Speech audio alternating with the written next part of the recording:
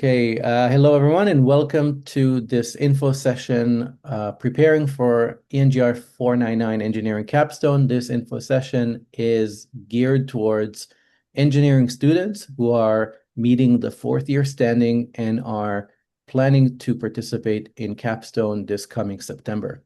So if this is you, we are here to explain to you what to expect and how to plan forward towards your Capstone experience. Before I begin, I'd like to first acknowledge that we are delivering the capstone course and we're recording this info session on the traditional, ancestral, and ceded territory of the Syilx Okanagan people. And as part of our teaching in engineering design, we always take stock of what we can learn from our host nation, from the Syilx people. And one such example is the winter home, the pit house, kekuli, kuchi. It has different names, but it is all grounded in a simple idea of keeping warm and surviving through the cold winter. As part of our teaching, we take time to highlight what does engineering design look like from an indigenous perspective and how we can honor that legacy and more importantly, build a legacy of respect and reconciliation with our students and our host nation, both here in the Okanagan, but with Indigenous people across Canada. My name is Alon Eisenstein, and I'm an Associate Professor of Teaching and Technology Entrepreneurship. I'm also the Marshall Botter Professor in Experiential Learning and Leadership, and with me is the Capstone Co-Instructor, Professor Chow. Yeah, very nice to meet you. I'm an associate professor in electrical engineering, and I'm also an associate director of innovation at the School of Engineering. And I've been shepherding the capstone course for many, many years, and I've seen it grow in both the size. I think this year we have 350 students, which is the largest capstone class size ever, but also in terms of the quality and quantity of partners that are attracted to Capstone. Capstone is the brand. The Capstone brand is growing in the community, and there's real excitement around what we're building towards. And you, as incoming students, get to add your energy and vibrancy to this Capstone course, and we anticipate that it'll only continue to grow in the future. So today we're going to talk about a few big topics that are we get asked about commonly by students incoming and even throughout the year. So we're going to give you an overview of what the flow of Capstone looks like throughout the year from September through April. We're going to talk about how teams are created in Capstone, where projects come from, and who owns the project that you are working on and the outcome or the fruits of your work. So let's get started. The Engineering Capstone Design Project is a full year course. It spans from September through April. We are now at the end of the academic year before, so we are in the winter 2 term, and we are already planning for next year. So planning for Capstone starts as early as winter term 2 the year prior, and gearing up towards the summer. During the summer, as you will see later on in this info session, we get our projects submissions and we process them and we get everything ready for the term 1 start of the course, which is right after Labor Day. Between September and December, this is winter term 1. We introduce the ideas of engineering design to the students. We form teams, we assign the projects to the team, and then from that point on, there's a sequence of meetings with the client and applying engineering design steps along the way. Throughout the year, we will ask you to report on 5 milestone meetings, which are the pivotal points where the design moves from one phase to the next. And so you'll see in this diagram that in term 1, there are 2 such client milestone meetings. The first one is leading to agreeing on the definition of the problem you're working on, whereas the second one is leading to agreeing on the solution landscape and the scope in which you're going to solve or apply your engineering design to build a solution.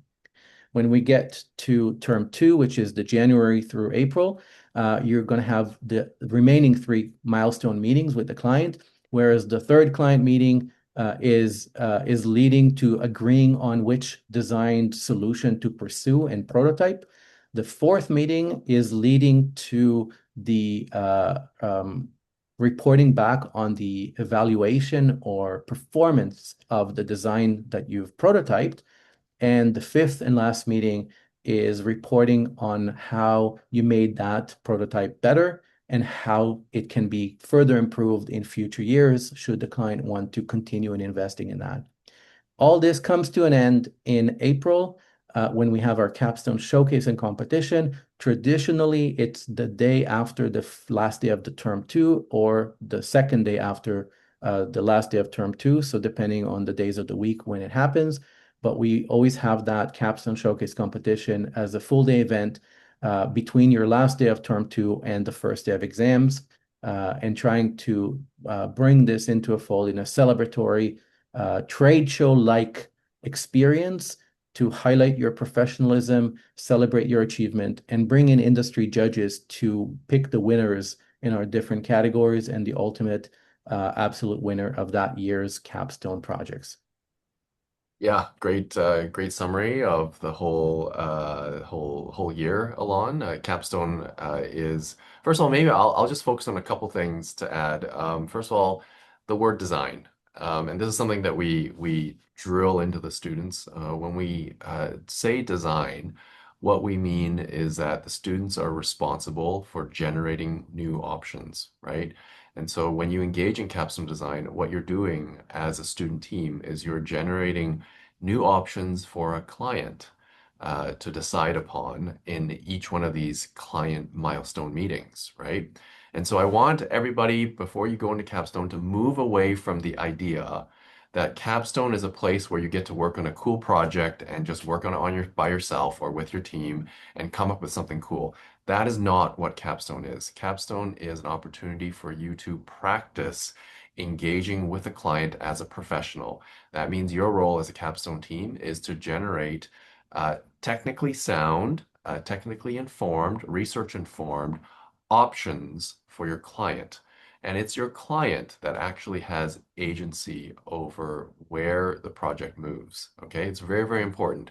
We're building into Capstone, into the flow of Capstone, the engagement with the client in a meaningful way so that the client is the one who drives the project and decides which direction the project goes. You are the engine that provides the intellectual horsepower, the technical research, the experimentation, the measurement. You do all that work for sure.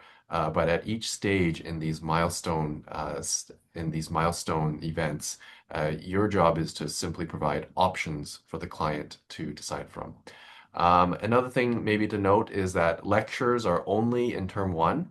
So in term one, that's when you'll see the instructors engaging in weekly lectures, and then actually in term two, the lectures drop off, and that's when you're expected to work independently as a group, yet still engaging with your client. And then the final thing I'll add is that the Capstone Showcase, as Alon mentioned, it's a signature event, not just for the School of Engineering, not just for UBCO, but for the Okanagan in general. What we're seeing is we're seeing more and more participation in this showcase event from all over the valley. And it's a really exciting time because there's a lot of really exciting companies, a lot of leaders in the community that converge to see the products of your work. So yeah, it's an amazing course. It's an amazing end to the course, and by the end, I think the students feel really proud of what they have accomplished as a group and also what they accomplished as a capstone class. So going deeper on what Ken was saying about the fact that design is the process that leads you to the output. It's not just the end goal. The grade components that you'll have in the course are very much built on this idea that the process throughout is equally important to the output. So as part of the grade components, you're going to be graded for the client milestone meeting submissions that include agenda slides slides or documentation for the meeting, as well as the meeting minutes following the meeting. We're going to have our term one culminating in a conceptual design report and presentation.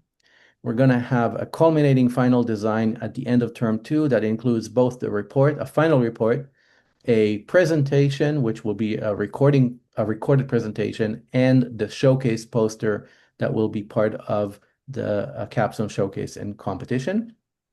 And then finally, an individual e-portfolio submission that includes a project entry description as well as a personal reflection about your role as an engineer as you leave this institution armed and trained and educated and empowered to make a change through engineering design in your community.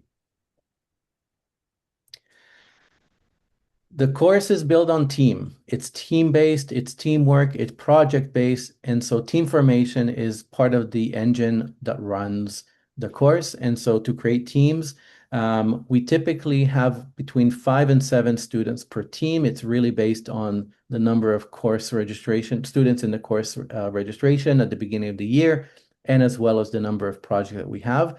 But we do try to aim to stay within that 5 and 7, so it's not too few and not too many. We assign the teams based on shared preferences that we collect through a survey, and we'll explain a bit more in the next slide. What does that survey look like? And then we try to maximize based on the preferences as much as we can to accommodate the students' needs as conveyed through the surveys. But we can't guarantee anybody getting the exact project that they asked for. Again, that's why it's usually ranked and not all or none. And again, a bit more on the next slide. So team survey.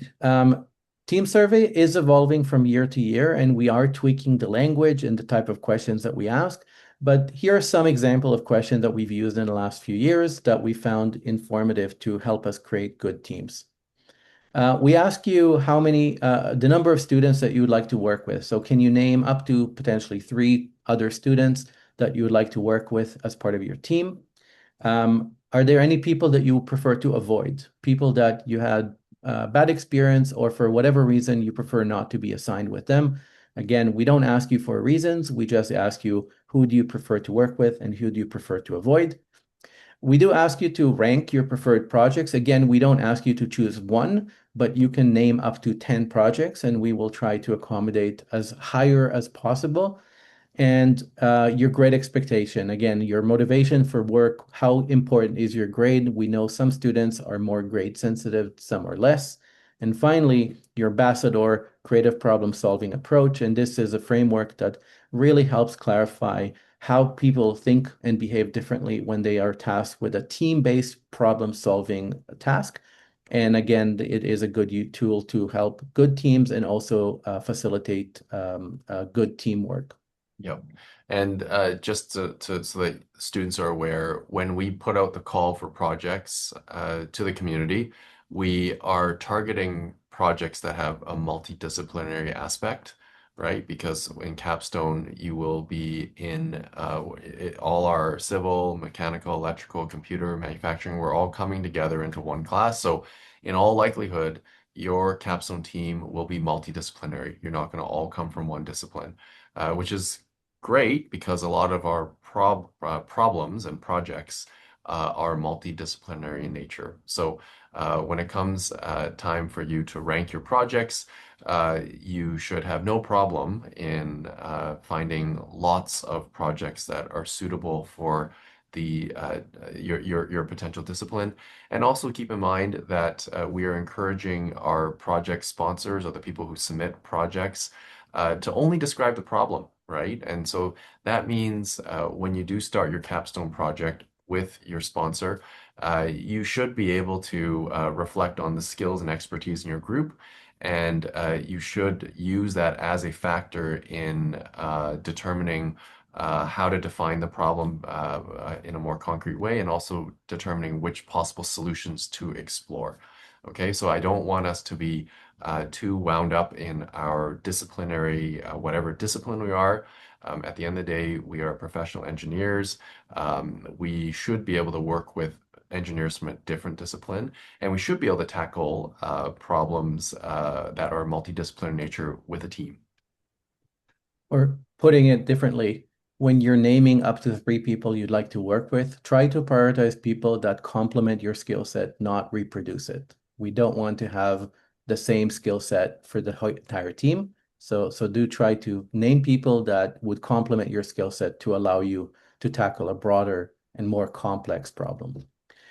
Um, so how do we use that information? So the survey gives us inputs, and so we are using that input as a recommendation for us to form teams. And again, we cannot guarantee the entirety of your preference met, but we try to maximize satisfying as much as we can. The second step is then maximizing the assignment of sponsor preferred students, and more on that will come in the next slide. So as people and industry or students submit their projects, they can name a sponsored preferred student name, and we will try to maximize and respect that request within reason.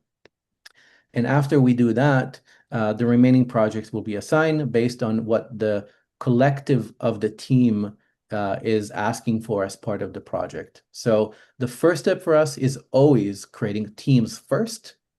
And the second step is assigning the project to the team and trying to make sure that the team gets a project that is suitable for the makeup of that particular team.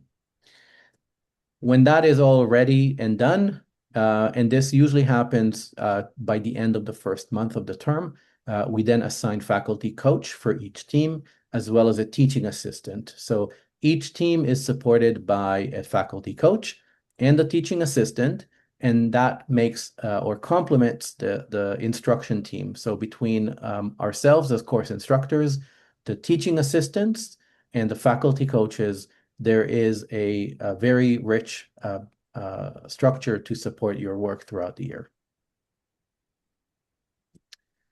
So where do projects come from? So this is a common question that we get asked, and we want to make sure that you know where they come from because you might be able to provide your own project to the capstone. So the majority of our projects come from industry, and industry means community members that are external to UBCO. And we typically get industry partners submitting them because of two relationships that they might have. One is that these are contacts that our School of Engineering faculty has. And so each of us within our work and our daily work as faculty, we engage with industry, we engage with community. And so we reach out to our partners and we tell them, would you like to submit a capstone project? The second venue for industry to submit projects is coming from you, the students themselves. And so some of our students have family members with businesses. Some of our students are on a co-op term or internship. And while they work on a co-op term or an internship, the industry partner might have an idea for capstone, and that will then come through that student. The second types of inputs that we get comes from our UBCO folks. So that could include SOE faculty or UBCO faculty and staff, and they submit their own projects. And finally, you as individual students coming into Capstone have the ability to submit your own Capstone projects proposal. And so between the industry, the SOE faculty and staff, and you as students, you can submit your project to Capstone for consideration. And as part of that, we will ask you whether you have a sponsor preferred student that you want to work on the team. So if an industry partner submits a project, we can allow them to then add one name of a student that they would like to have on their project, just one. If it's a SOE faculty or staff, we do allow one student to be named if they have one that they prefer for them to work on the project.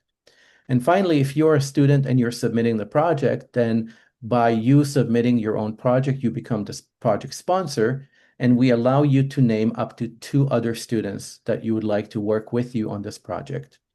Now, again, remember from the previous slide, these are requests. They are not guaranteed, and we will try to accommodate these requests within reason, but we cannot guarantee that just because you put someone's name on the submission, that you will absolutely get that person on your team. So as long as that is understood, we can then go ahead and form teams and match them to projects as best as we can. Can I add just my a quick little comment, just so that students are aware who, you might be thinking right now, oh, I'm going to submit a capstone project. Keep in mind that when you do submit a project, we are evaluating, the project will be evaluated by a team of faculty, and we are looking for elements of engineering design. Okay, so as you're thinking about possible projects that you might want to submit, a few things to note, make sure you do include and make sure that you're problem or the project that you want to work on reasonably can be foreseen to include a technical engineering design component. And number two, keep in mind we're at the position now where we cannot accept all projects that are submitted. Okay, so there may be a chance that your project, even though you submit a project and even though it has engineering design, it might not make it through our review committee. So just don't expect that just because you submit it that it will definitely show up in Capstone next year. And then also there's a third gate that happens with some projects. Sometimes projects make it through our review process. They appear in Capstone, but then nobody signs up. And in that case, sometimes we drop projects even as late as September because nobody showed an interest in that project. So just keep that in mind when you're submitting. It's a process, but the first step in engaging with that process is to submit a project in between May and Canada Day. Okay, so speaking of Canada Day in May, this is a timeline for project submissions. Around mid-May, when we open the project submission, we will actually send out an email to all our faculty at the school. We will send an email to all our industry partners and contacts, and we will send an email to or announcement, which would probably be through Workday, to all incoming Capstone students, which is presumably you watching this info session right now. And we will tell you that the project submission is now open for consideration. Um, you will have to submit that through our proposal form, which is on our website, and that website URL will be at the end of this video. And the due date would be Canada Day. So we will only consider projects submitted up till and inclusive of Canada Day, after which we will start reviewing them and vetting them based on the indication that Ken already alluded to, and I'll explain more on vetting in the next slide, in the next two slides. Throughout July and August, which will be including not just us as course instructors, but a panel of faculty experts from the various programs to make sure that the projects are reasonable and appropriate for our school at this point in time. So what will include in the project proposal form? So we want to make sure that you understand that we don't want a list of outcomes or deliverables. We want the project proposal to be problem centric. Basically, think of what is the problem that you're trying to solve. Think about what other information could be useful for us to evaluate the nature of the problem to understand whether it is or is not appropriate for an engineering designed solution. What are constraints that you're trying to work within to solve? And finally, what are some risks that are associated with either solving or not solving the problem? All these are consideration that we take into the vetting program or process, sorry. And we're going to ask ourselves, is it reasonable to expect that an engineering design solution is needed for this particular problem? And sometimes the answer is no, in which case we will not include it in Capstone. Does the project require diverse specialization team? As Ken already suggested, the teams are meant to be cross-disciplinary within the engineering field. And so we are trying to prioritize problems that will require more than a single disciplinary skill set. Is the project appropriate for final year at the engineering level? Because again, some projects are too hard and unrealistic, and some are too easy and too simplistic. And so it's a Goldilocks example of not too much, not too little, just right is what we're looking for. Is the risk associated is reasonable? Are we willing to put students on this project and their risk seems to be reasonable? If it feels that it's not reasonable or it's not clear, we will ask for clarification or reject it outright. Does the project require access to our facilities, to our technicians, to our machine shop, to our undergraduate labs? If we have access to this material, can it be used? And if you're asking or you need access to things that we don't have, that might create some constraint and limitation. So all these things are part of the consideration as well as the financial.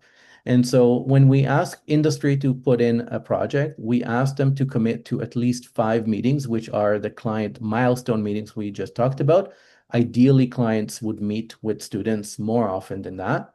But we also ask them to commit to up to $3,000 in project cost in reimbursement because we want to make sure that they are committing to putting in the time and the money or the resources that have monetary value to allow you to execute a high-level design project.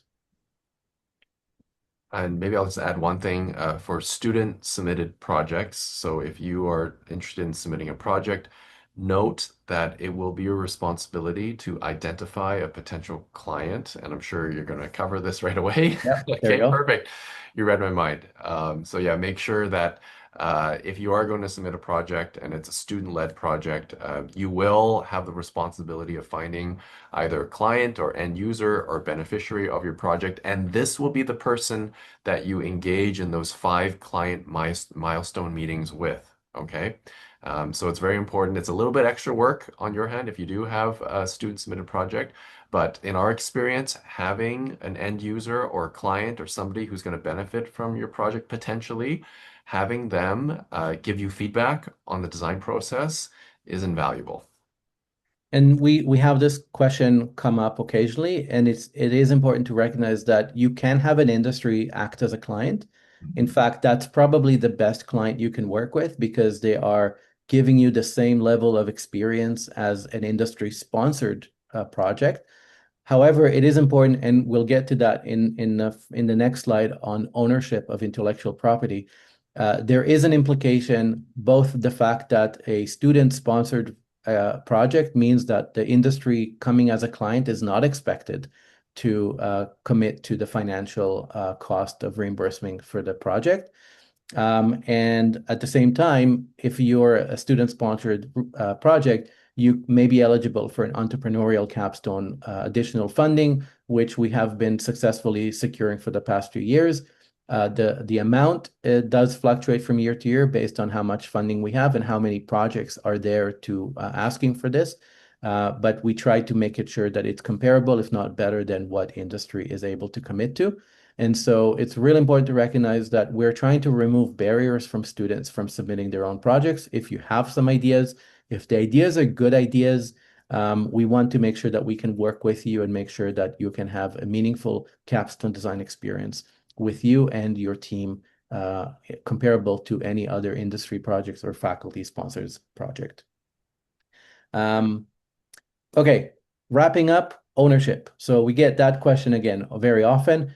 Who owns the capstone or who owns the outcome of the capstone? So it's really important to recognize that by law, everything you create in your coursework as undergraduate students, you own 100%. The university does not own anything that you generate as part of a capstone project or any other undergraduate coursework throughout your undergraduate degree.